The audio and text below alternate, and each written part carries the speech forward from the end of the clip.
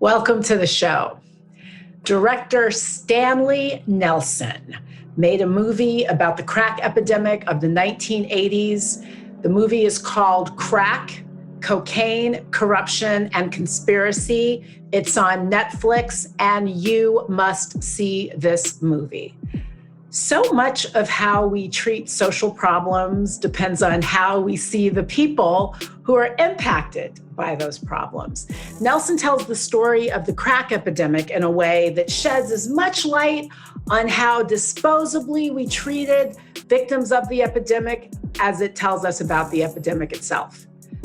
Stanley Nelson does not pull punches. The epidemic was deadly, and the people who perpetrated it did great harm. And many of the communities are still really living with that harm.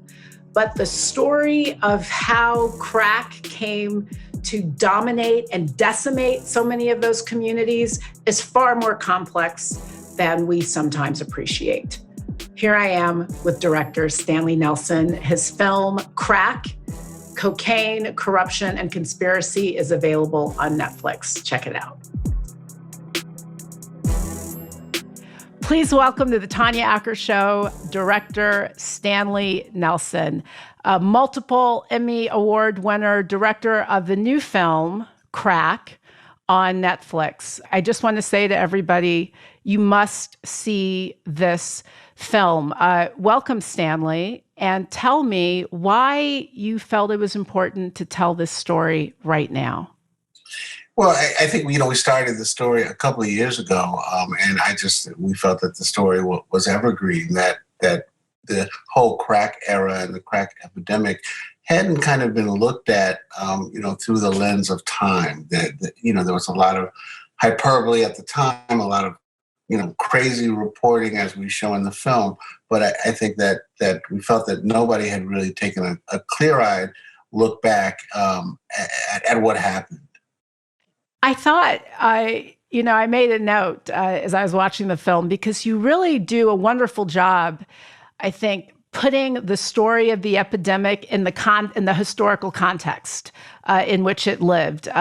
Your film talks about this incredible confluence of money and corruption and just the love of greed, all at around the same time that we're seeing this epidemic blow up. Tell us a little bit about that. Yeah, so many forces came together, in the early 80s.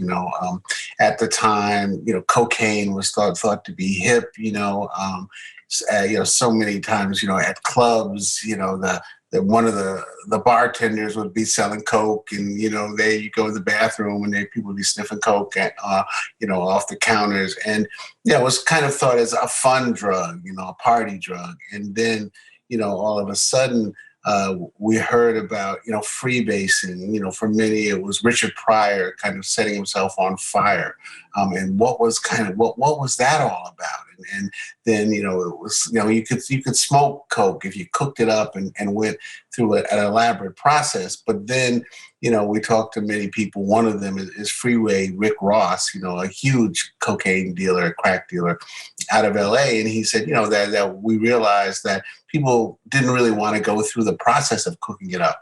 It was dangerous. Richard Pryor had set himself on fire, and that if we cooked it up ourselves and sold little vials, we could sell a lot more and people would buy it, and we started calling it crack. I thought one of the other really spectacular things about this film was how you humanized so many of the participants and victims of this epidemic. I'm a child of the early 80s, and so I remember the news reports, crack mothers, crack babies, crackheads. These were not people for whom we had any sympathy, and these weren't people who we understood as being sick. What was explain to me what you think this film does in terms of telling the story of this epidemic that has sometimes been lost over the years? Well, I think first it humanizes the people that used crack and sold crack. We talked to many crack dealers, and one guy, Samson Stiles, who ended up actually being a consulting producer on the film, talks about how he had a crummy job at McDonald's, and he wasn't making enough to take home, and his girlfriend was about to have a baby, and some guy that he knows, gives him some crack vials to sell, and all of a sudden, he starts making real money. And he, as he said, one of my favorite quotes, he said it was like a gold rush in the hood, So at first, they were kind of selling crack with impunity, out on the streets, and the cops weren't stopping it, and people were buying it, and it seemed like people talk about it being fun. We were making money, and we had hundreds of pairs of shoes and girls and jewelry, and the cops really weren't involved. And one of the great things that I think the film does is show that we see people lined up for blocks on cars to buy crack, people lining up, people smoking crack in the street, but then it kind of really turned sour and turned sinister. He was very compelling, among the many compelling characters in your film, Samson Stiles. I mean, and again, we're talking about Stanley Nelson's film, Crack, on Netflix. Samson Stiles, a former crack dealer, talked about how the culture of the crack dealer really required them to show no emotion. They couldn't laugh, couldn't tell jokes if they couldn't really be expressive in any way, because that was seen as weakness. That was something that I found. We haven't really spent a lot of time talking about the psychology of what kind of led people to do that. Tell us, were you surprised by some of what you learned from some of the people who participated in this? Yeah, I mean, I think so much of it was surprising, and so much of it was illuminating. Samson Stiles talking about not being able to laugh. He talks about going to parties and you couldn't dance, because if another killer was looking at you, he would take that as a sign of weakness. And I think that in some ways, in some places, that attitude has pervaded, the African American community. Where you got to be hard. And that's the way to be. That was so amazing to me, and I think Samson really talks about it in a way that brings it home. I mean, and a couple of other things that came out. I think he was also the participant who said that he couldn't count the number of people who he saw killed with his own eyes. I mean, I really, that took me aback. It took me aback. Yeah, I mean, I think that they're really clear. We talked to a number of dealers, and a number of users, and they're really clear about the fact that one guy says it was fun, that it was fun at first, but then the crack trade was totally a free for all, and so then different blocks and communities started fighting each other, battling each other for turf. And the death and the killing started to mount. You mentioned the McDonald's commercial, or the job at McDonald's that was posited as an alternative culturally, but which was not a realistic alternative for people who needed to support families. Minimum wage at the time being $3.35 an hour. But what you play a clip of a McDonald's commercial of the time, and there's, the young, good black kid, Calvin, and everybody, there's the back talk about him. He's walking down the street, and, you hear people saying, oh, it's so great, people are giving him a chance. And I'm thinking a chance to go work at McDonald's. Yeah. What I thought you also painted a very realistic portrait of was the choices, or lack thereof, that many African Americans faced at the time, especially when you were growing up in those communities. Can you just tell us a little bit about that? Yeah, I mean, I think that was very, very important to set up the film. That the first clip besides the tease is Ronald Reagan, accepting the nomination for president, and he says, I want to accept this nomination for president to make America great again. Which is an incredible clip, echo of course, Trump, as Ronald Reagan comes in, by 82, 2 years after he's elected, unemployment is at an all-time high, at least up to that point. The black communities are devastated. Welfare is cut for so many people. School aid, is cut for so many communities. And, there's long unemployment lines with which we show there's no jobs, in so many communities. And, crack comes in, and again, it seems like a gold rush. That's a place that young people, mostly men in African American Latinx communities, can make money, and make money and survive. And again, there's very little policing at first. There's no danger. It's not run by the mafia, like heroin trade. You can buy some coke and cook it up and put it in vials and sell crack and run a little business. But again, it turns really dangerous, and so many people end up either addicted or dead or in jail. There were so many parts of the movie and telling the story of that time in history that provide a really interesting counterpoint to right now. So, for instance, there are folks in the movie who talk about how the police were essentially absent. The theory kind of being, we'll just let folks in those communities shoot it out amongst themselves. And you contrast the complaint then, or about sort of a lack of police involvement, and now what we see are complaints about police, like too much police involvement in some communities. It almost suggests that there's like an either or, but we don't really. People shouldn't have to choose between not having cops come at all or, having guns in their schools, for sure. Yeah, I mean, I think that one of the most enlightening segments in the film, is it got so bad in African American communities.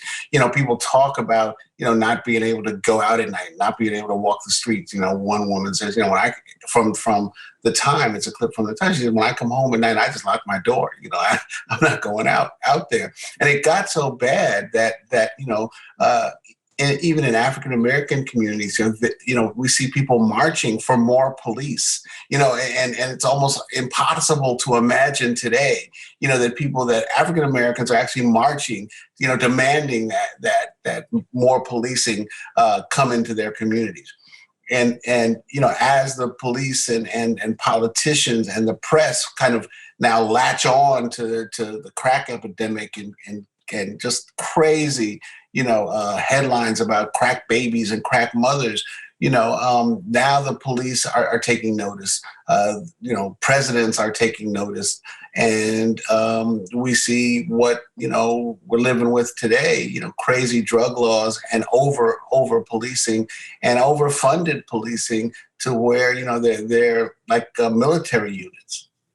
Well, speaking of the reaction to that epidemic, I asked you at the outset why you told this story now, and you said it's evergreen. It is evergreen. You started the film a couple of years ago. The film, once again, everybody, Crack on Netflix. But what I find so particularly topical about it is that it allows people to be reminded of the different ways that we treated that epidemic and victims of that epidemic than we do victims of opioids. It's such a stark reminder. How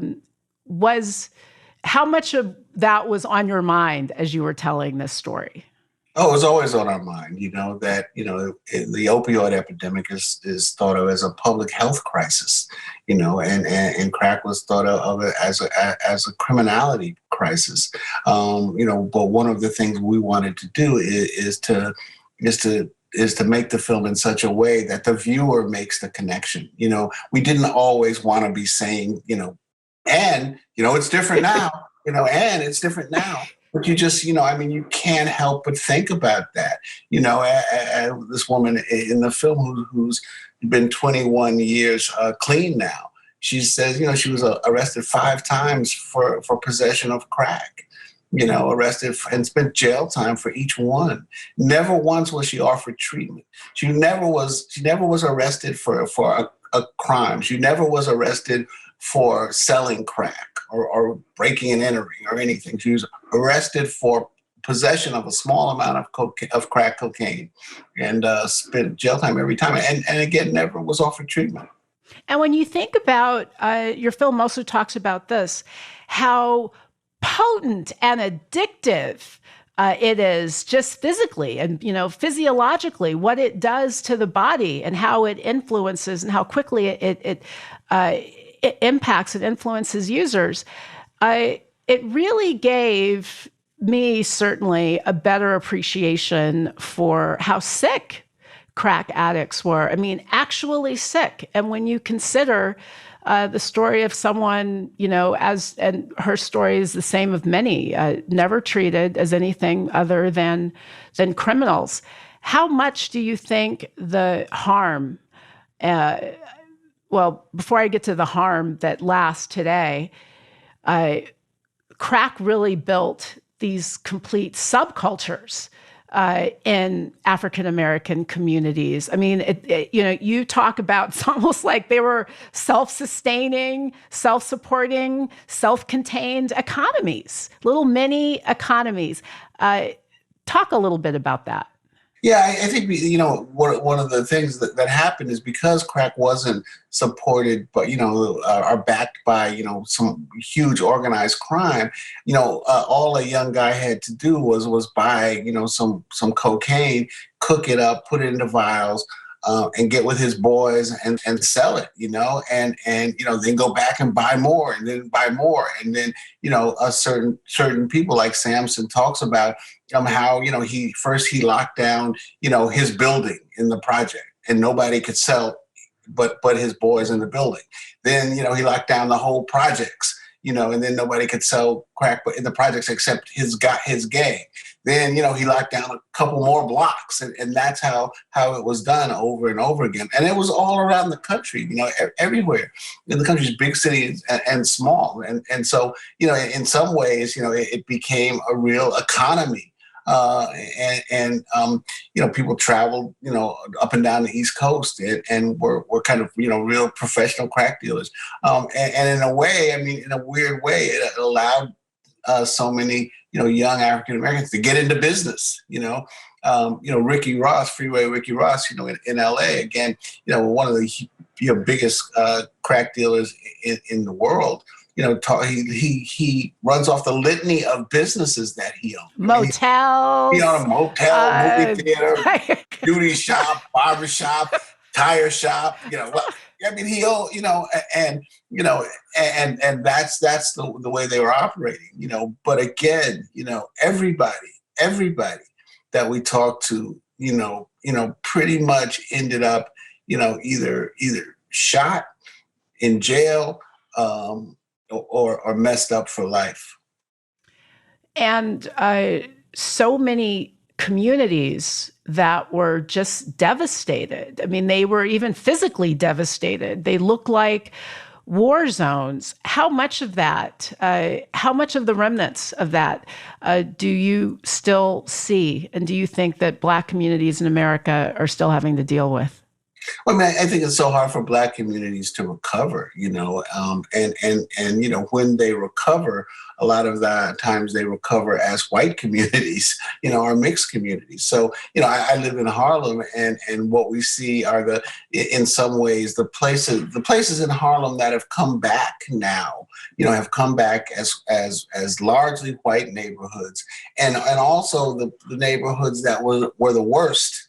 To where you had to tear down the buildings, right? Now they're able to build new apartment buildings that are largely able to be afforded by white folks. So I think there was a lasting destruction of communities, and so much hasn't been rebuilt or been kind of now rebuilt as gentrified communities. But also one of the huge things is that people got put in jail, and got records, and are still in jail, because of mandatory minimum sentences. That in the middle of the crack epidemic, the federal government rushed through laws that equated, 5 grams of crack with 500 grams of cocaine. So, if you had 5 grams of crack, which is like, you can fit into your pocket and is like for personal use, was the same sentence as 500 grams of coke, which is clearly, you're clearly, selling coke if you're dealing with 500 grams. And as you point out, there are so many secondary consequences of those prosecutions. More people became felons. More people were disenfranchised. Lots of states have taken action to re-enfranchise those with felony convictions. Tell me this, Stanley. What was the hardest thing for you in making this movie? What was the hardest part?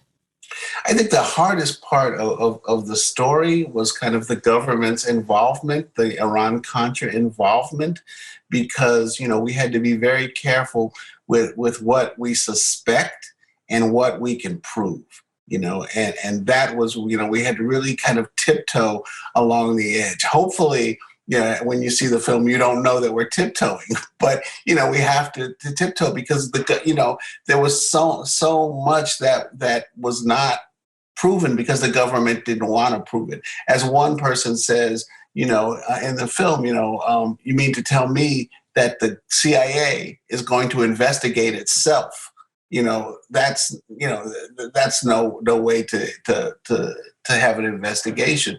So, we had to really, talk about what we could prove. Right? And so, the United States was involved in cocaine smuggling, at the very worst, loading planes and flying them, at the very least, turning its back and just, saying, yeah, I really don't see anything, I'm not looking,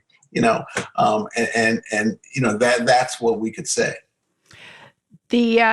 You're really touching on the importance of facts and being true to them and trying to present them honestly, especially in a moment like now, where conspiracy theories have really become, for some, a matter of course. Do you think that it's hard for people to accept some of the truths that you present in the movie? No, I don't think so. I mean, especially Black folks, I mean, like they could get, I mean, look, we know we a lot of Black folks know the deal, I mean, I think that in some ways, it takes looking at Ronald Reagan in a different way for some people. It takes looking at Clinton, in a different way. But they were all part of it. Again, in the middle of a crack epidemic, the best Ronald Reagan could come up with was just say no. I mean, it's ridiculous. And so, but I think that for so many people, and not only African Americans, so many people now, have kind of, the window has been cracked, and we kind of see a little bit more about what this government is and what this government has done, and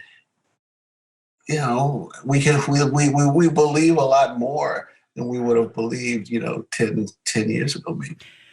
You also explore, I think, how particularly savage were the impacts of the crack epidemic on women, women who sold themselves, women who allowed themselves to be abused so they could get another fix. As you were interviewing some of these participants, Did they have a hard time? I mean, was it hard for them to go back? Were there moments where you had to like cut, give people a break? Oh yeah. I mean, I think, in a couple of instances, and within the film, you see women actually crying and about, what they did and their lives being devastated. They're women who are in the film who you can see, that their lives are still devastated, and we don't really have to say anything. You can just see it, see it in their faces and on their bodies, and they talk about, still living with some of the effects of what they did and what happened to them. But, I think also, that we're very clear that there was also a mistreatment and not understanding and looking at, women as, not being human, that you were,